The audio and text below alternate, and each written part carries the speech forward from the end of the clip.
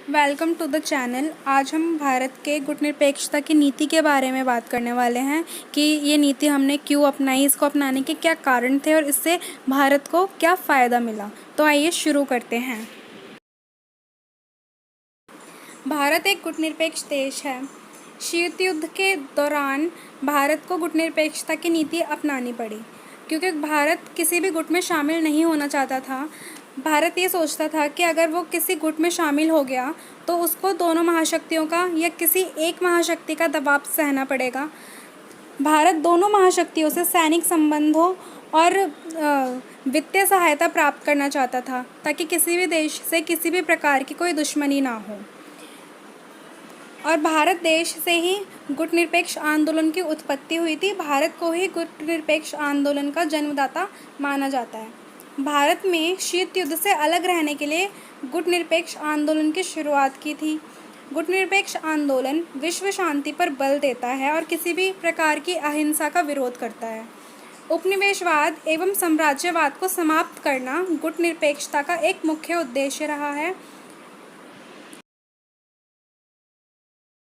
गुटनिरपेक्षता का अर्थ है किसी शक्ति गुट में शामिल ना होना और शक्ति गुटों के बंधनों व अन्य संधियों से दूर रहना।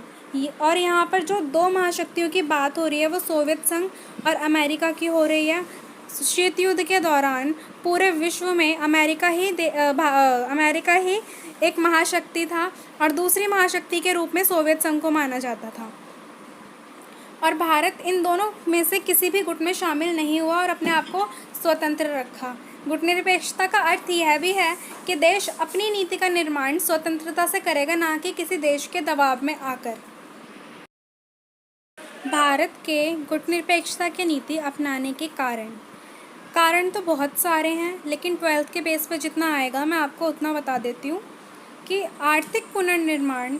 स्वतंत्रता के पश्चात भारत के सामने सबसे महत्वपूर्ण प्रश्न देश का आर्थिक पुनर्निर्माण तथा भारत के लिए किसी गुट का सदस्य ना बनना ही उचित था ताकि सभी देशों से आर्थिक सहायता प्राप्त की जा सके और दोनों देशों से फ़ायदा उठाया जा सके।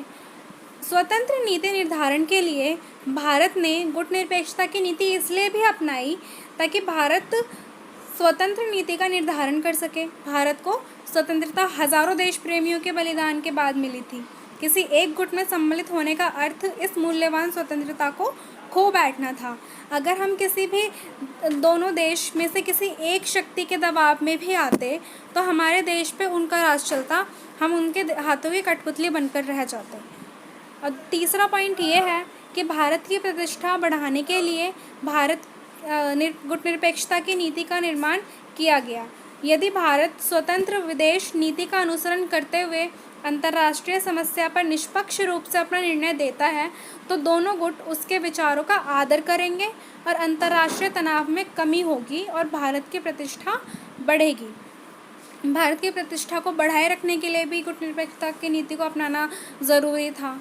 अगर भारत ऐसा नहीं करता तो आज शायद हमारा देश इन दोनों देशों में से किसी एक देश के हाथ की कठपुतली होता। आज हम इतना स्वतंत्रता का जीवन व्यतीत नहीं कर पाते। गुटनिरपेक्ष आंदोलन की प्रासंगिकताएं यानी कि इसकी आवश्यकताएं।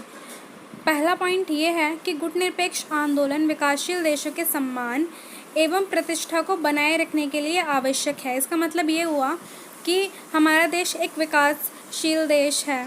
अगर वो किसी दूसरी महाशक्ति के दबाव में होता तो वो कभी विकास कर ही नहीं पाता। दूसरा पॉइंट, निशस्त्रीकरण, विश्व शांति एवं मानव अधिकारों की सुरक्षा के लिए गुटनिरपेक्ष आंदोलन आज भी प्रासंगिक है। हम आज भी स्वतंत्र हैं, किसी देश की कठपुतली नहीं है। तीसरा पॉइंट, नई अंतर्राष्ट्रीय अर्थव्यवस्था की स्थापना के लिए गुटनिरपेक्ष आंदोलन आवश्यक है। ये मैं किसी और वीडियो में बताऊंगी कि नई अंतर्राष्ट्रीय व्यवस्था क्या है। 12th के बेस के लिए इतना बहुत है। अशिक्षा, बेरोजगारी, आर्थिक समानता समस्याओं के समूल नाश के लिए गुटनिरपेक्ष आंदोलन आवश्यक है। अशिक्षा को मिटाने के लिए, बेरोजगारी को मिटाने के लिए और आर्थिक समानताओं की समस्याओं के समूल नाश के लिए गुटनिरपेक्ष आंदोलन आवश्यक है। अब इसके निष्कर्ष की बात कर लेते हैं। गुटनिरपेक्ष आंदोलन 1961 में महाशक्तियों के प्रभाव से बचाने के लिए आरंभ हुआ। इस आंदोलन का उद्देश्य शांति गुटों से दूर रहकर अपने देश की अलग पहचान एवं अस्तित्व बनाए रखना था और अपने देश को विकासशील देश से विकसित देश बनाना चाहता था। गुटनिरपेक्ष आंदोलन का आरंभ शीत युद्ध काल में हुआ, परंतु अब परिस्थितियां बदल चुकी हैं। शीत युद्ध 1991 में समाप्त हो चुका है। अमेरिका रूस अब तनाव नहीं मैत्री चाहते हैं। दूसरा पॉइंट, वर्तमान समय में शक्ति गुट समाप्त हो चुके हैं और अमेरिका ही एक महाशक्ति देश रह गया है। ऐसे बदले परिवेश में गुटनिरपेक्ष आंदोलन के अस्तित्व पर बहुत से आलोचक हैं जो प्रश्न उठाते हैं। उनका कहना है कि गुटनिरपेक्ष आंदोलन का कोई अब मतलब नहीं है, इसको ख़त्म कर देना चाहिए, अप्रासंगिक हो चुका है। और कुछ का कहना है कि यह आज भी प्रासंगिक है, इस पर आज भी बहस बनी हुई है। तो आज की वीडियो यहीं पर ख़त्म होती है। Thanks for